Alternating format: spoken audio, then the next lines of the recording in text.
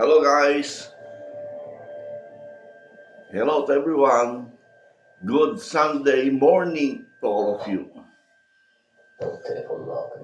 Siyempre, in the morning, coffee with coffee mate as usual. And biscuit. Sausaw. Kain. Sausaw kain. Okay. How's everyone? Hoping that you are all okay. And umaga tayo ngayon. Yes. Kasi baka lalabas kami. Gusto mamasyal yung anak ko eh. Gusto magpunta doon. Mamaya kung matutuloy kami, ibibidyo ko konti yung pupuntahan namin. May bagong bukas na isang malaking negosyo din.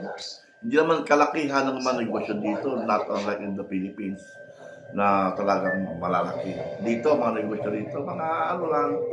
Pero it's worth na pasyalan dahil yun lang ang napapasyalan dito. Mga supermarket, gano'n. Yun ang gawain dito. Kasi nasa bundok kasi kami eh. Ang location namin is nasa bundok. So, nasa south, kaya walang gaano ditong malalaking negosyo, not unlike sa north. North, andun yung mga malalaki. And, ano pa sasabihin ko? Kumusta kayo lahat? And, sana ang aking pagbati ay makarating sa inyong lahat.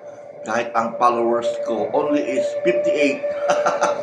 Ang dami kong followers, 58. But, maswerte yung 58 ngayon na aking followers.